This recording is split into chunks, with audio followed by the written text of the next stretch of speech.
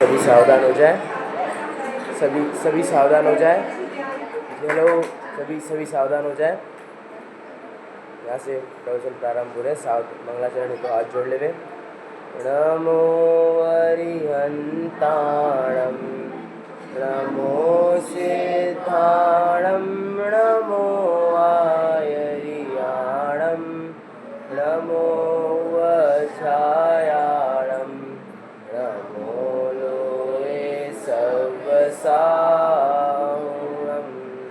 मंगलं भगवान् वीरो मंगलं गौतमो गणी मंगलं कुंदार्यो जैन धर्मोस्तु मंगलम् सर्वमंगल्यमांगल्यं सर्वकल्याणकारकं प्रधानं सर्वधर्माणां जैनं जयतु शासनं जैनं जयतु शासनं जैनं जयतु शासनम्।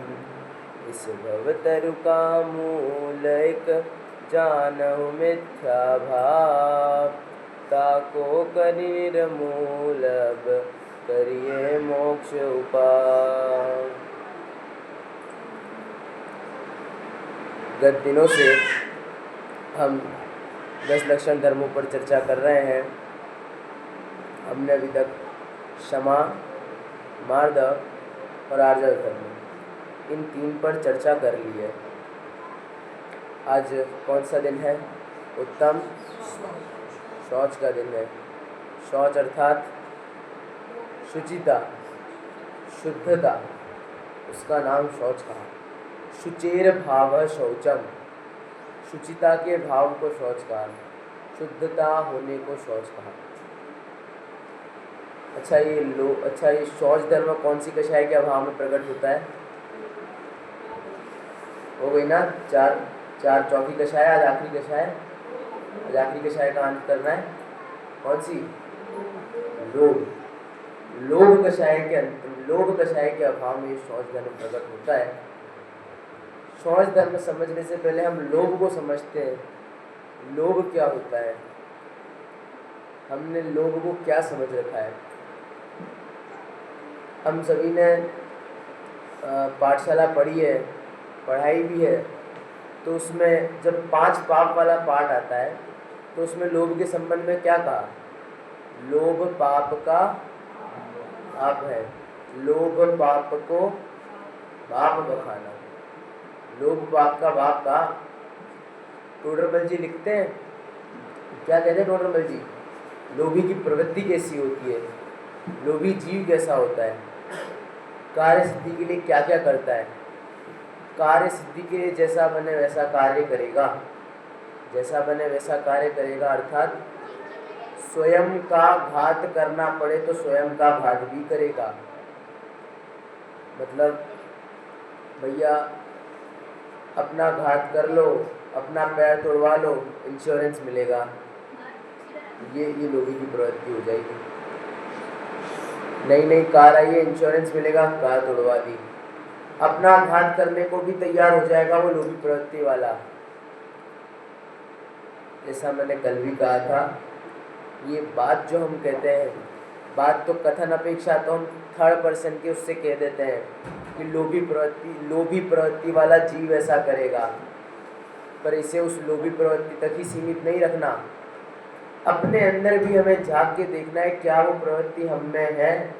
ये प्रवचन हमको, ये व्याख्यान, ये स्वाध्याय हमको थर्ड पर्सन को लक्ष्य में रखते हुए नहीं सुनना, ये हमको अपने लिए सुनना है। क्या ये हमारी गलती तो नहीं हो रही? क्या हम ऐसी भूल तो नहीं कर रहे? क्या हम वो लोभी प्रवृत्ति वाले तो नहीं बन रहे? ऐसा होकर हमें प्रवचन सुनना है। अच्छा, फिर लोभी प्रवृत्ति वाला जीव, अब यदि उससे उसका लोभ वाला काम ना हो, वो जैसा चाहता था वैसा काम ना हो, तो अंत में थक हार के परेशान होकर क्या करता है? आत्मघात कर लेता है। आत्मघात कर लेता है कैसे? लोभी प्रवृत्ति वाला जीव, उसको तो लोभ है चीज़ों का, वो आत्मघात क्यों कर लेगा? IIT JEE नहीं निकल पाती बच्चों की, क्या हो जाता है आखिरी में? क्या हो जाता है? सर्व प्रसिद्ध है। वो क्या करते हैं? आत्मघात कर लेते हैं। अपना कार्य नहीं सक पाता तो क्या कर लेते हैं? आत्मघात कर लेते हैं। ये लोभ की प्रवृत्ति है। थोड़ा सा लोभ था, किसका लोभ था? यश का लोभ था। ये कार्य सिद्धि हो जाएगी तो यश होगा, ये कार्य सिद्धि हो जाएगी तो धन मिलेगा, ये कार्य सिद्धि हो जाएगी तो नाम होगा। ये थोड़ा सा लोभ था, लोभ नहीं, ये लोभ की सिद्धि नहीं हुई तो क्या करा? आत्मघात कर लिया। ये लोभी प्रवृत्ति है। अच्छा, इस लोभी प्रवृत्ति को जरा अपन लोभ शौच धर्म के बारे में पंडित जी क्या लिखते हैं अपन पढ़ते हैं। अच्छा चलिए आइए पाठ करते हैं। दयानंद राय जी ने क्या पंक्तियाँ लिखी? किसी को याद आ रही है पंक्तियाँ? उत्तम शौच सर्व जग जाना, लोभ पाप को बाप बखाना, आशा पास महा दुख दानी, सुख पावे संतोषी प्राणी, प्राणी सदा शुचिशील जप तप, ज्ञान ध्यान सुभावते, नित गंग जमुन समुद्र न्यावे, अशुचि दोष स्वभावते, ऊपर अमल मल भर्यो भीतर, कौन विधि घट शुचि कहे, बहुदेह मैली सुगुनि थैली, शौच गुण साधूल है। देखिए शौच धर्म के संबंध में एक भ्रांति सबसे ज्यादा प्रचलित है, सर्व प्रचलित एक भ्रांति क्या है? शौच धर्म को हमने नहाने धोने तक ही सीमित कर लिया है। क्या कह रहे हो पंडित जी? आप नहाने धोने तक ही सीमित कर लिया है? हाँ, अधिकतम सभी जगह यही देखा जाता है। शौच धर्म मतलब उस दिन विशेष तरीके से मंदिर में नहा धो के आना चाहिए, विशेष तरीके की शुद्धि होनी चाहिए। अरे भैया कैसी विशेष तरीके की शुद्धि? जरा हमें भी समझाओ। तुम क्या अपने अंतरंग को साफ कर लोगे? मैं अंतरंग में मोह राग द्वेष पे जा ही नहीं रहा हूँ, मैं अंतरंग में अपने इंटरनल ऑर्गन्स की बात कर रहा हूँ। अच्छा छह डाला सभी ने पढ़ी है? नव द्वार भय घिनकारी, असी देह कर किमयारी। नव द्वार जिसमें से नव द्वार घिनकारी, घिन आ जाए ऐसे देख के, ऐसे नव द्वारों से निरंतर मल बहता रहता है, उस देह को कैसे शुद्ध कर सकते हो तुम? अरे जो चीज अंदर से ही अशुद्ध है, जो चीज स्वभाव से ही अशुद्ध है, उसे शुद्ध कैसे ही किया जा सकता है? स्वभाव से ही अशुद्ध है मने। अच्छा सुबह उठते हैं सबसे पहले आँख से क्या साफ करते हैं? सर्दी होती है नाक से क्या साफ करते हैं? कानों से निरंतर मैल निकलता रहता है, और पायु उपस्थ ये दो अंग भी है। मतलब शरीर तो है ही, जिसे हम कहते हैं मलमूत्र का द्वार है। शरीर में शुचिता रही ही नहीं कभी, और हमने उसे क्या कर दिया? शौच धर्म के साथ जोड़ दिया। अच्छा तो ये बताइए, ये दसों धर्म उत्तम क्षमा मार्दव आर्जव शौच सत्य संयम तप त्याग आकिंचन्य और ब्रह्मचर्य, इनमें उत्तम शब्द लगाए। उत्तम शब्द जो लगाए वो सम्यक दर्शन सम्यक ज्ञान और सम्यक चारित्र का सूचक है। इसका मतलब ये पूर्ण रूप से किसके पाए जाते हैं? मुनिराजों के। क्यों? क्योंकि तत्वार सूत्र में 8वें तत्वार सूत्र के 9वें अध्याय में इन 10 धर्मों की चर्चा करी। संवर और निर्जरा के प्रकरण में यह बात आई, और वो संवर और निर्जरा का प्रकरण, उसमें चारित्र इत्यादि की बात आई। इसलिए वो मुनि दशा से उक्त वो प्रकरण जोड़ खाता है। मतलब मुनियों के ये 10 धर्म पाए जाते हैं। मुनिराज तो नहाते ही नहीं है। अरे 7 शेष गुण होते हैं ना 28 मूल गुणों में। जिनके ननोवन दंत धोवन, लेश अंबर आवरण, सब मुनिराजों के 7 शेष गुण हमको पता। 28 मूल गुण होते हैं, 5 महाव्रत, 5 समिति, 5 इंद्रिय विजय, 6 आवश्यक और 7 शेष गुण। 7 शेष गुण में पहला क्या है? जिनके न नोवन, अरे जिनका स्नान नहीं होता तो क्या उनके शौच गुण नहीं है? तो क्या उनके शौच धर्म नहीं है? तो हमने तो शौच धर्म को नहाने धोने से जोड़ रखा है। अरे जो धर्म आत्मा का स्वभाव है, जो स्त्रीकाली ध्रुव आत्मा का स्वभाव है, हमने उसको क्या कर दिया? अपने इस बाएं शरीर के साथ जोड़ दिया। अरे शरीर और आत्मा, जिसमें अत्यंता भाव की वज्र की दीवार, अत्यंता भाव की वज्र की दीवार समझते हैं। शरीर ने कभी आत्मा को छुआ नहीं, आत्मा ने कभी शरीर को छुआ नहीं, दोनों के प्रदेश एक दूसरे में मिले नहीं, ऐसी अत्यंता भाव की वज्र की दीवार थी। हमने क्या कर दिया? शौच धर्मों को, आत्मा के धर्मों को शरीर का धर्म बना दिया। ये शौच धर्म संबंधी हमारी एक भूल है। इसी का ध्यानत राय जी ने लिखा, ऊपर अमल मल भर्यो भीतर कौन विधि घट शुचि कहे। उदाहरण दिया, उदाहरण क्या दिया? घड़ा है, घड़ा बाहर से तो बहुत साफ है, उस पर सोने की कोटिंग कर रखी, इतना साफ है, अंदर तो मल भरा हुआ है। कौन विधि घट शुचि कहे? अरे कौन शुद्ध कहेगा उसे?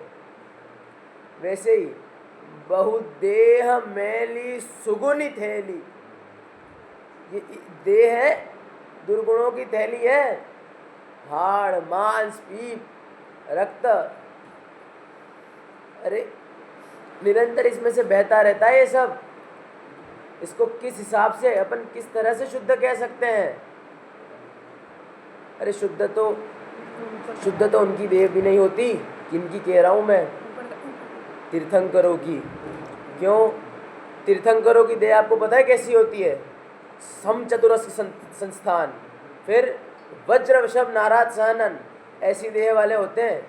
क्या होता है वज्र वृषभ नाराज सहनन? क्या होता है वज्र वृषभ नाराज सहनन? अपन थोड़ा बहुत चले के ठोकर लग गई तो अपना हाथ टूट जाएगा, अपने को इतनी सी चोट आ जाएगी। अरे उस सम चतुरस्क संस्थान वाले को, वज्र वृषभ नाराज सहनन वाले को, यदि तुम बहुत ऊंचाई से किसी बड़ी शिला पर, पत्थर पर भी गिराओगे तो वो पत्थर टूट जाएगा पर उसको कुछ नहीं होगा। ऐसा होता है वज्र वृषभ नाराज सहनन।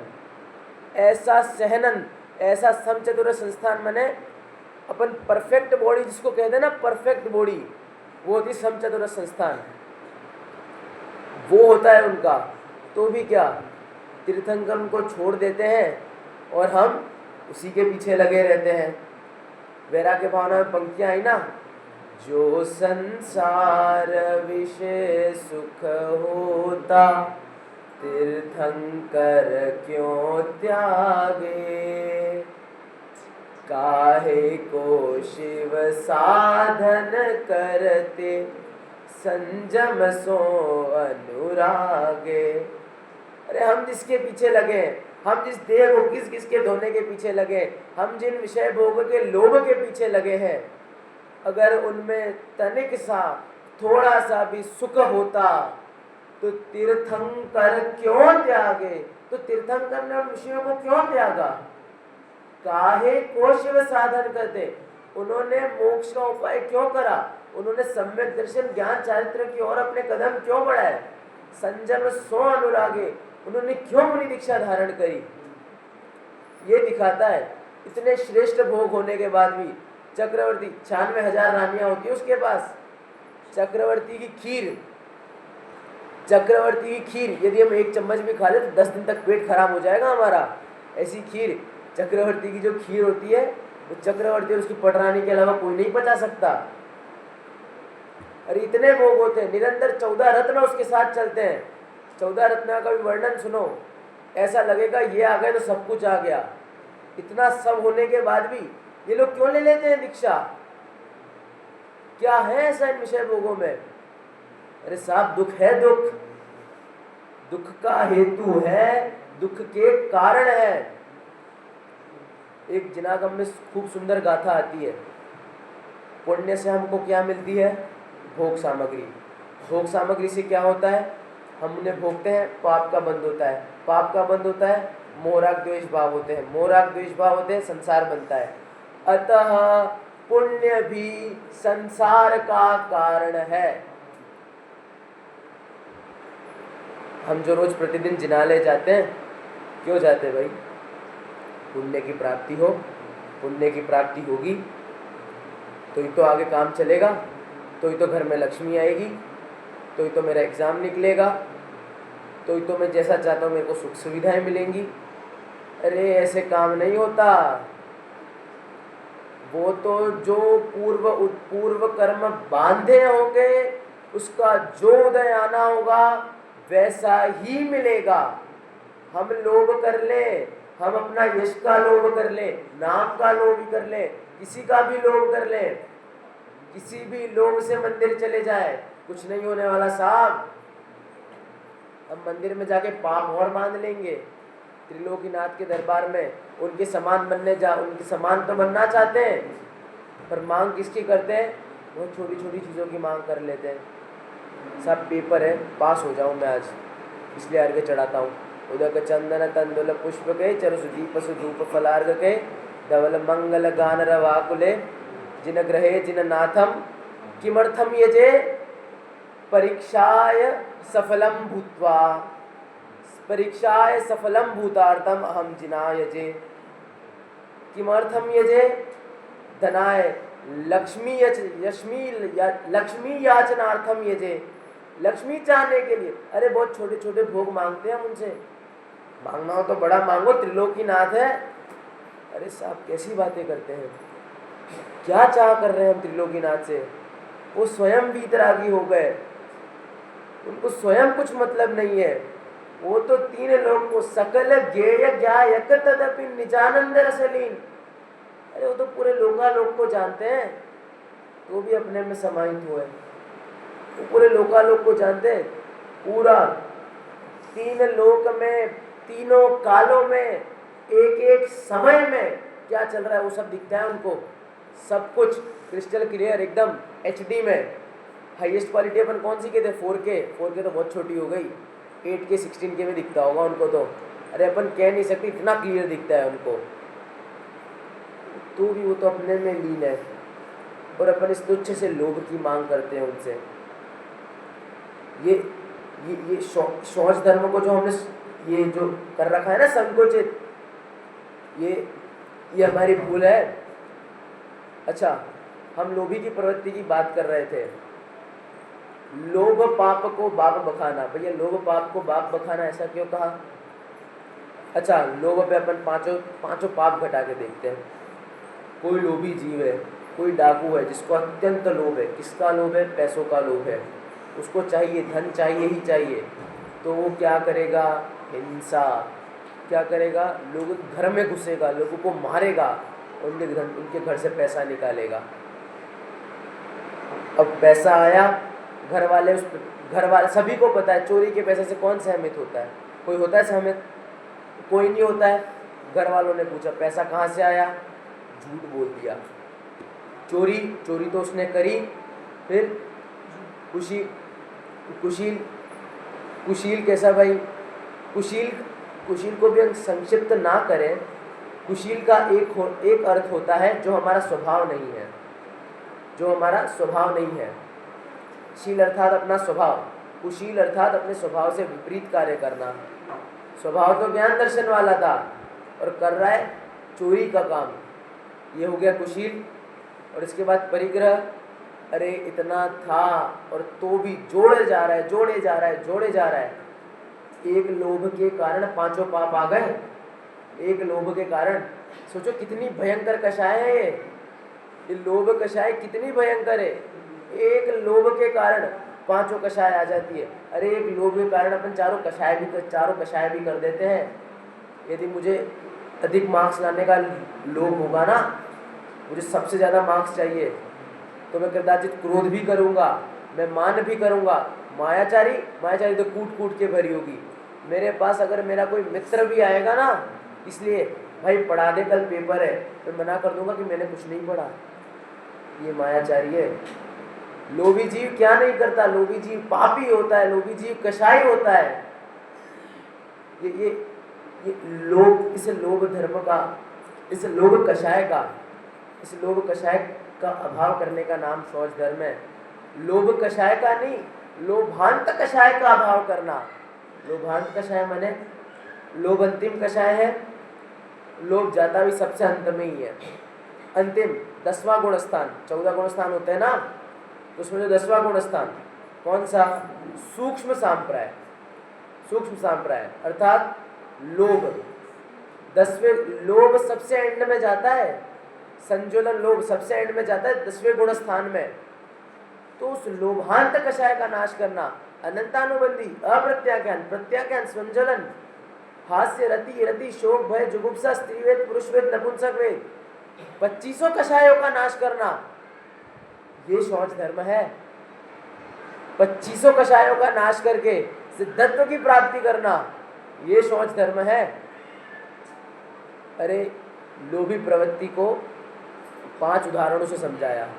देखिए, हमने लोभ को बहुत संकुचित कर लिया है। लोभ का अर्थ मतलब हमारे लिए क्या हो गया है? धन का लोभ। क्या? धन का लोभ। भाई कोई धनवान व्यक्ति हमारे साथ चल रहा होगा, हम उसके साथ घूमे, हम उसके साथ सिनेमा में गए, हम उसके साथ होटल में गए, क्या हुआ? सारी जगहों का खर्चा उस अमीर व्यक्ति ने दिया। ठीक है, सारी जगहों का खर्चा उस अमीर व्यक्ति ने दिया। हमारे मुख से क्या वाणी निकलेगी? वाह क्या निर्लोभी प्राणी है। और इसका उल्टा कर लो, उसको, उस अमीर व्यक्ति को हम जहाँ जहाँ भी ले गए उस जगह खर्चा हमने दिया, फिर हम क्या कहेंगे? अरे वाह रे कैसा लोभी जीव माथे पड़ गया, इतना पैसे वाला होने के बाद भी पूरा खर्चा अपन ने दिया है। ये साफ ये धन का लोभ नहीं है, ये विषय कषायों का लोभ है। हम हरी पत्तियों से, हरी पत्ती ये गुलाबी तो बंद हो गई है, इनसे अपना लोभ रहता है। इनसे अपना लोभ क्यों रहता है? क्यों है? आज लक्ष्मी से इतना लोभ क्यों है? क्योंकि उससे विषय भोग मिलने हैं, इसलिए उसका लोभ है। हम बड़ी पिक्चर देखें ना, हम छोटी पिक्चर क्यों देखें? हम क्यों धन तक सीमित हो रहे हैं? हमको धन क्यों चाहिए? हमारी कार्य सिद्धि के लिए। कैसी कार्य सिद्धि? हमारे विषय भोगों की प्राप्ति के लिए। हमारे विषय भोगों को सुख रूप से भोगने के लिए हमें धन चाहिए, इसलिए धन का लोभ है। अरे धन से बड़ा तो यश का लोभ होता है, यश का। जिन्हें एक बार यश का लोभ चढ़ जाए ना, तो धन का लोभ भी कुछ नहीं दिखता। एक भैया, एक सेठ जी थे, एक कहानी सुनना, जबरदस्त कहानी है। एक सेठ जी थे, तो जब भी सेठ जी के पास मंदिर वाले चंदा लिखाने आते, तो सेठ जी लिखते, भैया मेरे लिख दो 22 रुपये। करोड़पति सेठ जी थे, उनके लिए 1 लाख 2 लाख देना कोई छोटी मोटी बात नहीं थी। सेठ जी कहते थे तुम मेरी तरफ से लिख दो 1100 रुपये। सेठ जी के सामने एक पनवाड़ी की दुकान थी। पनवाड़ी कहता, सेठ जी जितना लिखा उससे 2 गुना मेरा लिखो मेरा 2200 रुपये। ऐसा ही होता, हर बार ऐसा होता। और वो पनवाड़ी सेठ जी को नीचा दिखाता। एक दिन सेठ जी का यश का लोभ ऊपर आ गया, सेठ जी का यश का लोभ ऊपर आ गया। चंदा मांगने वाले चंदा मांगने आए, उन्होंने, और पनवाड़ी ने पहले ही बोल दिया, सेठ जी जितना लिखाएंगे उससे 2 गुना मेरा। सेठ जी लिखाते, अच्छा लिखो मेरा 51 लाख। ये क्या हो गया? यश का लोभ ऊपर आ गया साहब। पता है पनवाड़ी क्या बोलता है? अरे साहब इतने तो मेरे सर पे बाल भी नहीं है जितने आपने राशि लिखवा दी। ये होता है यश का लोभ। सेठ जी देख रहे थे, यश का लोभ ऊपर नहीं आया था, दिखावा नहीं करना था उनको। ठीक है चलने दो। अब ये पनवाड़ी ये क्या समझता है अपने आप को? बहुत ऊपर आ रहा है, बहुत ऊपर आ रहा है। अब दिखाता हूँ मैं कौन है। ये यश का लोभ कहलाता है। नाम हो जाए हमारा कहीं ना कहीं, एक बार मंच पे खड़े होके नाम आ जाए हमारा, मंच हमारा माइक नहीं छोड़ता सामने वाला, ये यश का लोभ है। अरे लोभ के संबंध में क्या क्या नहीं कहा, कैसी प्रवृत्ति होती है। स्पर्शन इंद्रिय का लोभ, स्पर्शन इंद्रिय के लोभ को एक हाथी के उदाहरण के माध्यम से समझाया। किसी हाथी को जब हमें बांधना होता है, उसे फंसाना होता है, तो क्या करते हैं? हाथी स्पर्श का लोभी होता है, तो उसे एक हथीनी का लोभ दिलवाएंगे। किसका? हथीनी का। उसे एक हथीनी दिखाएंगे, अब क्या, वो हाथी उस हथिनी के पीछे भागेगा, हथिनी आगे आगे भागे जा रही है, बीच में हमने क्या कर दिया, एक बड़ा सा गड्ढा बना दिया। हाथी दौड़ रहा है, हाथी इस आश में है कि उसे उस हथिनी की प्राप्ति हो जाएगी, तुरंत गड्ढे में गिर जाता है, गड्ढे में चला जाता है वो और कैद हो जाता है। उसी प्रकार इस संसारी प्राणी की अवस्था है, उसे विषय भोगों के प्रति इतना लोभ हो चुका है कि वो प्रतिदिन, प्रति पल, प्रति समय उनके पीछे भाग रहा है और संसार रूपी गर्त में गिरा जा रहा है, गिरा जा रहा है, गिरा जा रहा है, गिरा जा रहा है। उससे क्या हो रहा है साहब, अनंत संसार बढ़ रहा है, अनंत संसार। अनंत संसार कोई छोटी मोटी बात नहीं है। पहले दिन भी समझाया था, दूसरे दिन भी समझाया था, आज फिर समझाता हूं। कोटि जीभते जात न बने, इतने दुख हैं इस अनंत संसार में। अनंत संसार में सोच लो, निगोद में जाना पड़ेगा। निगोद मने एक श्वास में 8-10 बार जन्म्यो मर्यो भयो दुख भार। एक श्वास में 18 बार जन्म मरण हो जाएगा। अरे कौड़ी के भाव बिक जाएंगे, किसी को पता भी नहीं चलेगा। ये अनंत संसार है। देखिए, धन होना आवश्यक है, धन की कोई मनाही नहीं है। धन नहीं होगा तो सरल रूप से, सुख रूप से हम धर्म भी नहीं कर पाएंगे। क्या भैया, हमारे ऊपर ऐसे ही 1,00,000-10 लाख का कर्जा है और हम शांति से बैठ के मंदिर में पूजन कर रहे हैं? नहीं है संभव। समझता है, सब समझते इस बात को, ये संभव नहीं है। हमें पर्याप्त धन की भी आवश्यकता है, परंतु सिर्फ धन की ही आवश्यकता नहीं है। अरे निरंतर चित्त में ये भावना तो रहे कि ये सब छोड़ के हमें मुनि दीक्षा लेनी है, ये सब छोड़ के हरि का दीक्षा लेनी है, ये भावना तो रहे मन में, तो ही उस धन के होने की सार्थकता है। जब तक मन में ऐसी भावना रहेगी कि मैं ये धन तब तक कमा रहा हूँ जब तक मेरे में इन वस्तुओं के प्रति राग है। किन वस्तुओं के प्रति? सारी वस्तुएं, ये पूजन इत्यादि, अभिषेक इत्यादि, इन सब के प्रति जब तक राग है, जब तक मैं गृहस्थ अवस्था में हूँ, मैं तब तक के लिए धन की याचना करता हूँ। और गृहस्थ अवस्था भी कब तक चाहिए मुझे? जब तक मेरे ऐसे परिणाम ना हो जाए कि मैं मुनि दीक्षा धारण ना कर लूँ। निरंतर चित्त में मुनि दीक्षा धारण करने की भावना तो रहे, आर्य का दीक्षा धारण करने की भावना तो रहे, तभी हमारे इस धन की उतनी सार्थकता होगी। हम ध्यान रखें, ये समस्त धर्म हम इन्हें संकुचित ना करते हुए इनका एक व्यापक रूप देखें। ये सब शरीर संबंधी धर्म नहीं। उत्तम क्षमा मतलब हाथ जोड़ के उत्तम क्षमा करना नहीं होता। उत्तम मार्दव मतलब बाह्य में मान का अभाव नहीं होता। आर्जव मतलब मायाचारी, बाह्य में मायाचारी का अभाव नहीं होता। और शौच मतलब बाहर में खाली ऊपर वाली निर्लोभी प्रवृत्ति नहीं होती। जब तक मिथ्यात्व, अनंतानुबंधी, अप्रत्याख्यान, प्रत्याख्यान और संजलन ये कषाय विद्यमान है, तब तक जीव क्रोधी है, मानी है, लोभी है, माई जीव है। अरे एक बार मिथ्यात्व और अनंतानुबंधी का अभाव तो हो, तो सहज ही 3 कषायों का अभाव हो जाएगा। इन 10 लक्षण में, इन 10 दिनों में हम यही भावना भाई कि हम जल्दी से उससे निर्लोभी निष्काम वृत्ति को धारण करें और अपने त्रिकाली ध्रुव स्वभावी आत्मा की ओर बढ़े और सम्यक दर्शन मोक्ष मार्ग की प्राप्ति करें। इसी मंगल की भावना के साथ बोलिए उत्तम शौच धर्म की जय।